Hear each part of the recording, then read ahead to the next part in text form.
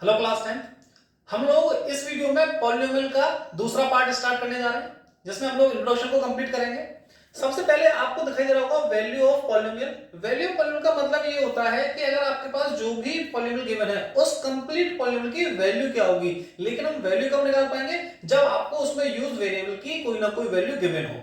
तो मैंने यहाँ पे लैंग्वेज में यही चीज लिखी हुई है कि जो आपके पास पॉलिनोमियल है उसमें आप जो वेरिएबल यूज हुआ है उसकी वैल्यू पुट करें। पुट करने के बाद उसको कंप्लीट सॉल्व करें और आपके पास पॉलिनोमियल की वैल्यू निकल के आ जाएगी। इसी को समझाने के लिए मैंने एक एग्जांपल लिया है। fx बराबर यहाँ पे कोई पॉलिनोमियल दिखाई दे रहा है, इसमें मुझे x बराबर 1 पे इसकी वैल्यू निकालनी है, क्या वैल्यू आएगी। तो जहां जहां पे x दिखाई दे रहा है मैंने वहां पे 1 पुट कर दिया और इसको सॉल्व करके मेरे पास इस पॉलिनोमियल की जो वैल्यू आई है वो कितनी आई है, 1 निकल के आई है। तो एट x बराबर 1 दिस पॉलिनोमियल गिव्स आउट 1। तो इस पॉलिनोमियल की 1 रखने पे हम लोगों को वैल्यू क्या मिली है, 1 मिली है। साथ ही साथ मैंने लिखा है zeros of polynomial. Zeros of polynomial का मतलब ये होता है कि जो आपके पास पॉलिनोमियल दे रखा है उसमें मैं वेरिएबल की कौन सी वैल्यू पुट कर दूं जिससे कंप्लीट पॉलिनोमियल की वैल्यू मुझे क्या मिल जाए, 0 मिल जाए।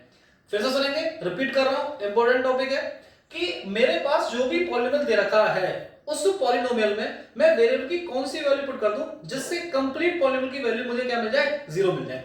इसके लिए कोई एग्जांपल लिखा मैंने कि शो दैट x बराबर 2, ये कोई पॉलिनोमियल दे रखा है तो मुझे चेक करना है ये जो x बराबर 2 है ना इस पॉलिनोमियल की 0 है। तो हम लोग क्या करेंगे, जहां जहां पे x दिखाई दे रहा है वहां पे 2 पुट करेंगे और कंप्लीट इसको सॉल्व करने के बाद अगर हमें 0 मिलेगा, 0 मतलब ये वाली 0 अगर हमें मिलेगी तो हम लोग क्या बोल पाएंगे कि x बराबर 2 इस पॉलिनोमियल का क्या है, 0। अगर 0 नहीं मिलता है तो क्या बोल देंगे x बराबर 2 इस पॉलिनोमियल का 0 नहीं है। अब 0 से अगर कंफ्यूज हो रहे हैं तो आप इसको रूट भी बोल सकते हैं। क्या बोल सकते हैं, रूट, कि x बराबर 2 इस पॉलिनोमियल क्या है, रूट।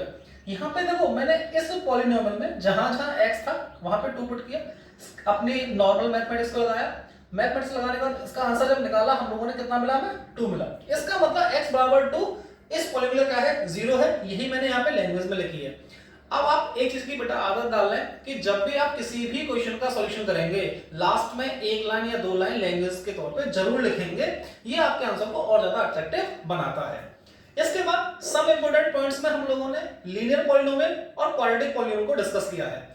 लीनियर पॉलिनोमियल की मैंने जनरल फॉर्म लिखी हुई है, बताता चलो। लीनियर पॉलिनोमियल की जो डिग्री होती है, लीनियर पॉलिनोमियल की जो डिग्री होती है वो कितनी होती है, 1 होती है। तो याद रखना कि जिस पॉलिनोमियल की जितनी डिग्री होती है उसके मैक्सिमम रूट्स या जीरोस उसकी डिग्री के बराबर ही होते हैं। जैसे लीनियर पॉलिनोमियल की डिग्री 1 तो इसके जो रूट्स होंगे वो भी कितने होंगे, 1 होंगे।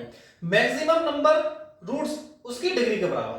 क्वाड्रेटिक की बात करते हैं, क्वाड्रेटिक की डिग्री 2 तो उसके जो रूट्स होंगे या जीरोस होंगे वो भी किसके बराबर होंगे, 2 के बराबर होंगे। मैक्सिमम 2 से कम भी हो सकते हैं, आगे हम लोग चैप्टरों में पढ़ेंगे। ऐसे क्यूबिक की बात करें, डिग्री कितनी होती है, 3 होती है। तो इसके जो नंबर ऑफ जीरोस होंगे वो कितने होंगे, फिर 3 होंगे, मैक्सिमम 3 होंगे। ठीक है, यही हम लोगों ने यहाँ पे लिखा है। इसकी general form ax plus B. ध्यान रखना है कि a की जो वैल्यू है वो 0 के बराबर नहीं होनी चाहिए और a और b जो बिलोंग करते हैं वो रियल नंबर में बिलोंग करते हैं। मतलब यहाँ पे a और b negative, positive, rational, irrational, fraction कुछ भी वैल्यू हो सकती है, बस 0 नहीं होनी चाहिए।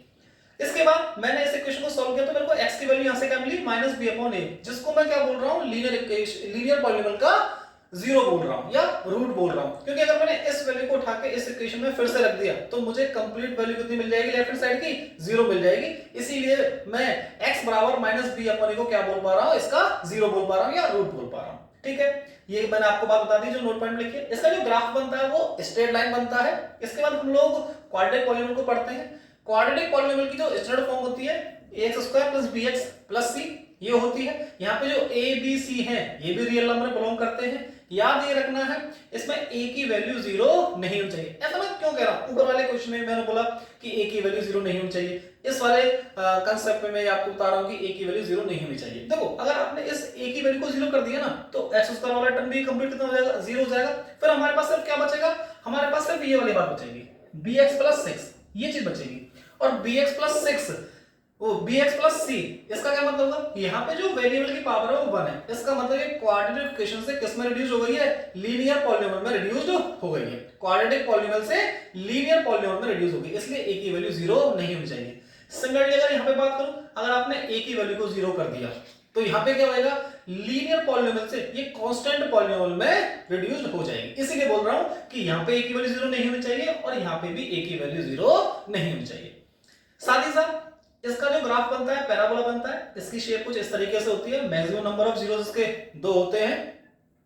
नीचे में लिखा है geometrical meaning of zeros of polynomial, कि अगर हम लोगों को ग्राफ को देख के पता लगाना है कि जो भी हम लोगों को पॉलिनोमियल रखा है इसके नंबर ऑफ जीरोस कितने होंगे, हमें ये नहीं देखना उसमें कि ये किस पॉलिनोमियल का ग्राफ बना हुआ, इससे हमें मतलब नहीं है। हम लोगों को तो सिर्फ ये देखना है कि जो हमारा कार्टेशियन प्लेन है, तो हमारी जो एक्स एक्सिस है उसको किसी ग्राफ के द्वारा कितनी जगह टच या कट किया जा रहा है। यहां पे मैंने वही चीज लिखी हुई है कि एक्स एक्सिस को कोई ग्राफ कितनी जगह टच कर रहा है या कट कर रहा है। एक एग्जांपल मैंने आपके सामने दे रखा है, इस एग्जांपल को अगर आप देखें तो देखो 1 2 3 एक्स एक्सिस को ये 3 जगह कट कर रहा है, तो इसलिए इसके नंबर ऑफ जीरोस कितने हो गए, 3 हो गए। मैंने एक एग्जांपल और लिया है, यहां पे एक्स एक्सिस को कितनी जगह कट कर रहा है, 2 जगह कट कर रहा है, इसलिए इसके नंबर ऑफ जीरोस कितने हो गए, 2 हो गए।